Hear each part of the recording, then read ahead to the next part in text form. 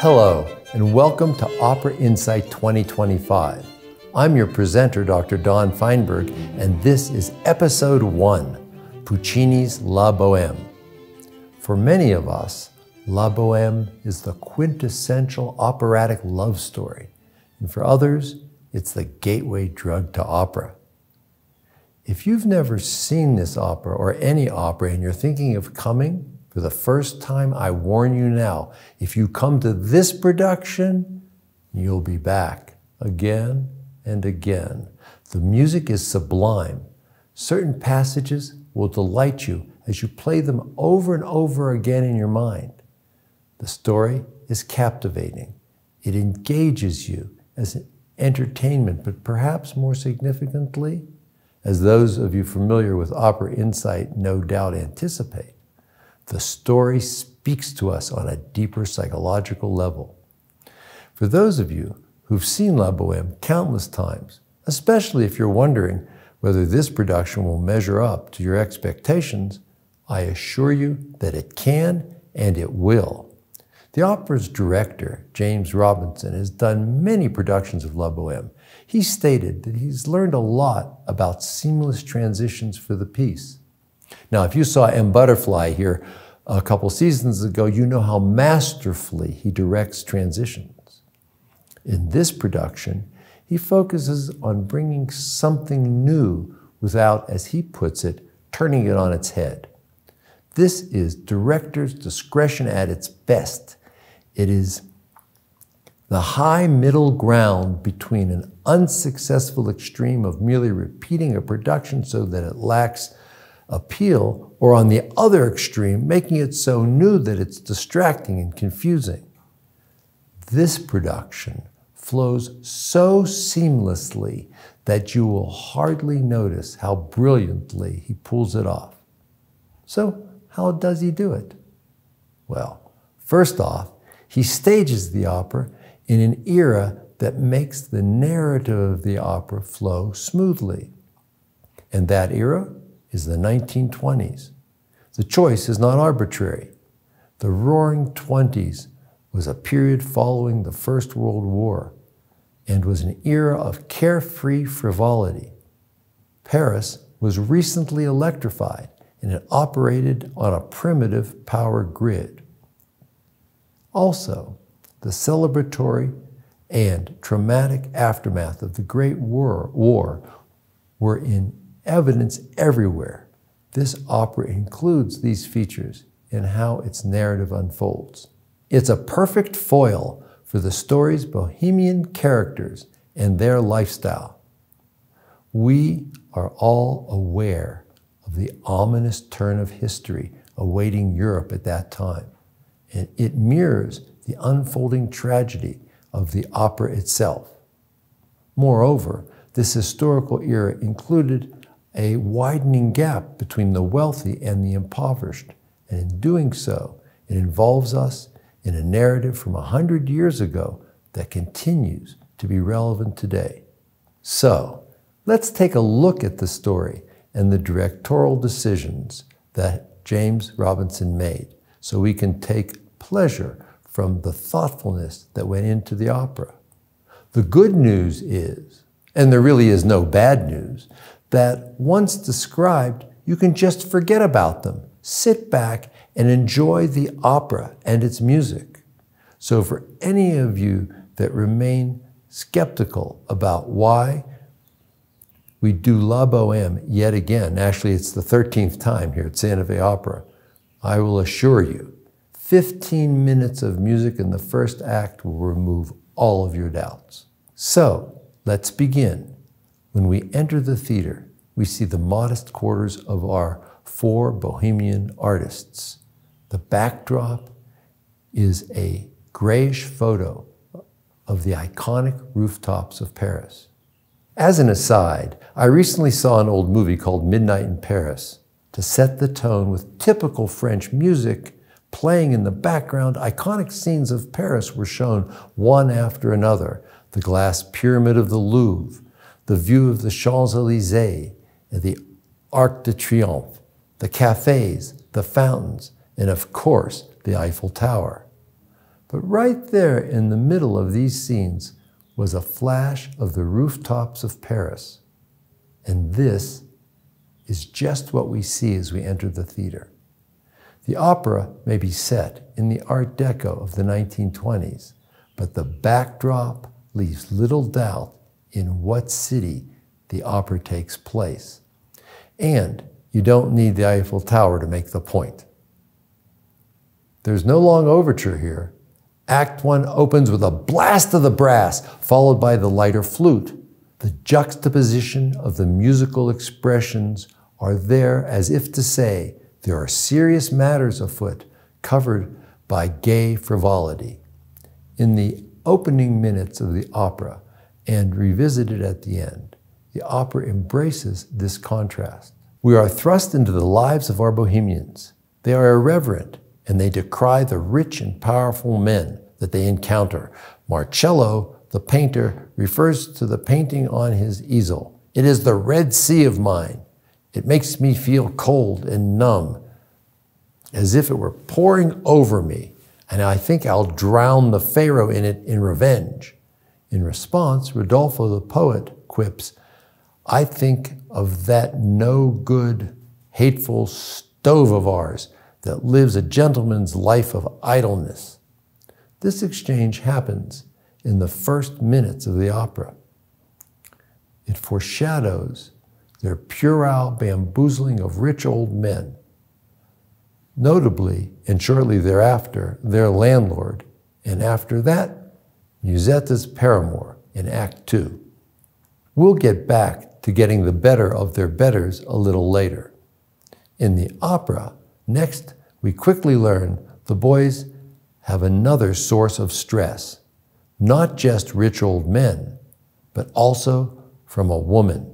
As Marcello exclaims, my fingers are as frozen as if I were still holding them in the enormous glacier that is the heart of Musetta.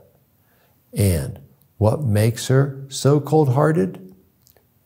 She is the ultimate lorette, a prized companion who can pick and choose among the rich men of Paris to be indulged with their gifts in exchange for her attentions, by which I mean simply arm candy. This is not a euphemism for carnal contact. Lorettes make a career by providing their beauty on the arms of the wealthy men that support them. So, back to the story. The guys are hungry and cold. They decide to burn Rodolfo's manuscript to light the stove. Soon they are joined by Colline, the philosopher, and finally Schaunard, the musician. He enters with food and firewood, wine, cigars, extra cash, and a story. And you guessed it, he just put one over on a foolish old man. An elderly English lord agreed to pay him to play his violin for a pet parrot until it died. Colline goes on to explain he seduced the maid, got her to poison the sickly bird, after which he demanded his wages and shopped for their feast. It's Christmas Eve, and Schaunard insists that they put away the feast for now and go down to celebrate, maybe pick up some girls. The cash is split up in a jovial musketeer, all for one and one for all kind of moment. From a psychological perspective, the guys are steeped in a mutually supported defense of denial. It endorses their life choices with the bravado of idealism and prioritizes their passion for art over material comfort. All of this is accompanied by an adolescent immaturity when it comes to women. Their devil-may-care attitude in the face of privation activates in all of us a sense of youthful exuberance. Despite their flaws, we begin to root for the boys, artistic underdogs in a literally harsh, cold world. Although never a starving artist in Paris himself, Puccini's own life inspired him to write the opera. In his youth, he had what is called his Bohemian phase in Milan. There, Richard Osborne pointed out, he had known hijinks, hunger, and cold. Puccini wrote most of the opera at his lakeside villa in Torre del Lago. He called his villa Club Bohème. There were rules, such as silence is strictly forbidden, and the treasurer is empowered to abscond with the funds. No one can argue that the elements of hijinks, hunger, and cold aren't built into this brilliant opera. So, back to the opera, the guys are about to go out when a sharp knock on the door interrupts their plans. It is Benoit, the landlord, coming for his promised rent. The boys develop a plan. Watch how they get chummy, get him drinking, and bragging on his sexual exploits, and then, feigning outrage, hustle him out of the apartment, recouping the rent on the way. They continue with their plans to celebrate at Café Mamou. By the way, this is an actual cafe in Paris and was a favorite meeting place for bohemians in real life. Now, unlike the others, Rodolfo wants to stay behind to finish an article he's writing, but soon discovers he cannot think of what to write. He is ready for, well, like Tony in West Side Story, something coming, and that something turns out to be a someone, and she is knocking at the door, looking for a light for her candle. Enter Mimi.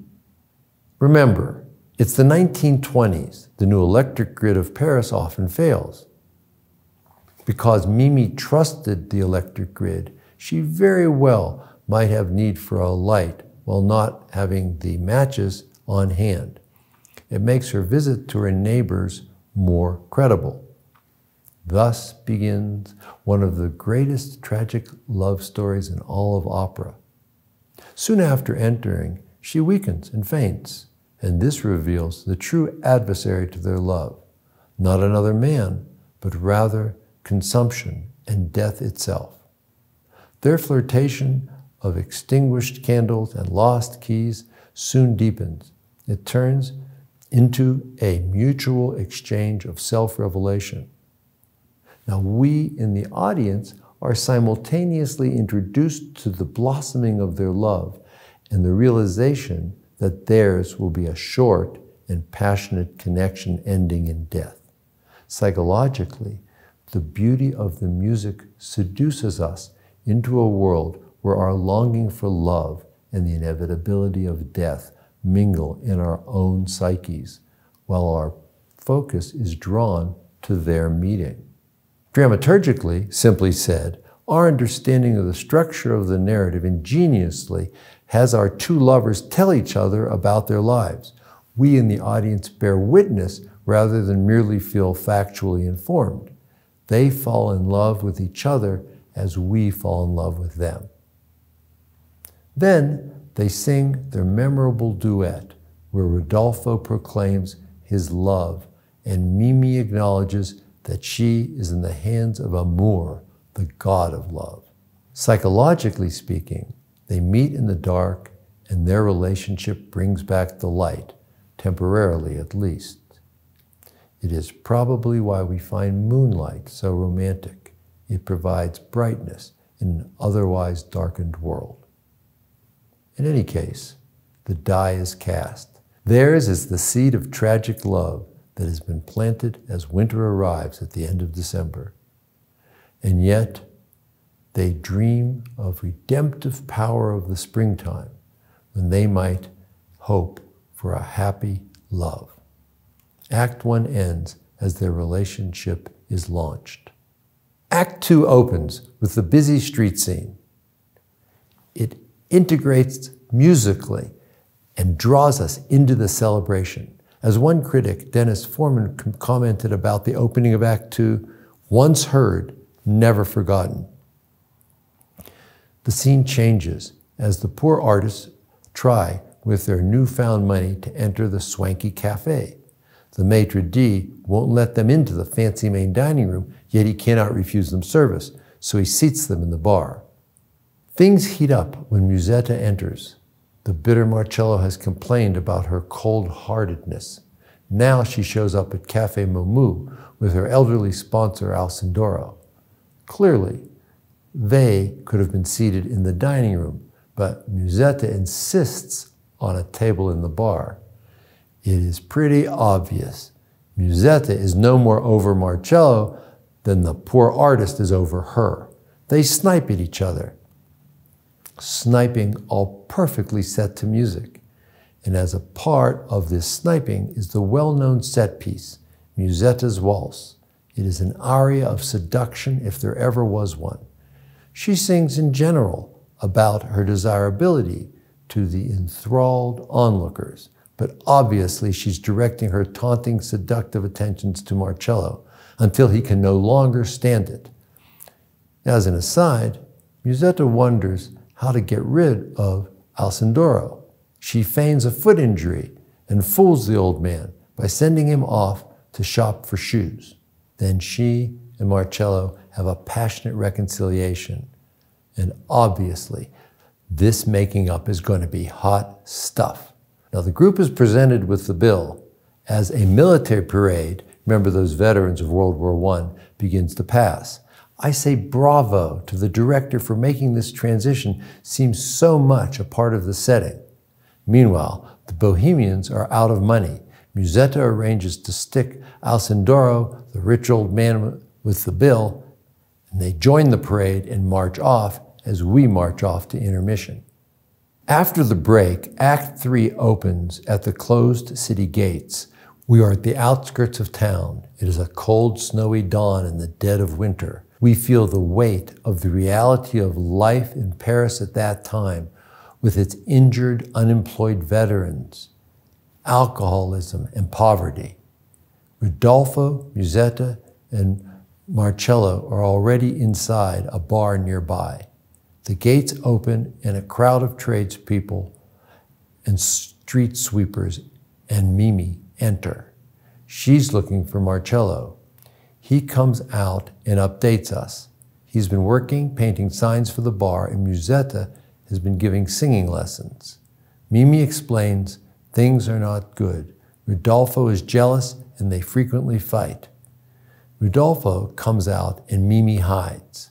Marcello hears about his jealousy and desires to break up. Marcello confronts his best friend's denial, and then Rodolfo confesses, I love Mimi. I love her more than the world. I love her, but I'm afraid. Mimi is terribly ill, weaker every day. The poor thing is doomed. As foreshadowed in the first scene of the first act, the real adversary of their love is none other than illness and death itself. Mimi overhears and is shocked. Ahime mourir, alas, am I dying? She emerges from the shadows, and then she and Rodolfo sing a duet of reconciliation with an acknowledgement that in the future they might break up, but without rancor. The duet has the quality of a quartet as Marcello jealously chides Musetta, who affirms that she has a right to flirt and not be bothered by, quote, lovers that act like husbands. Rodolfo and Mimi continue their duet.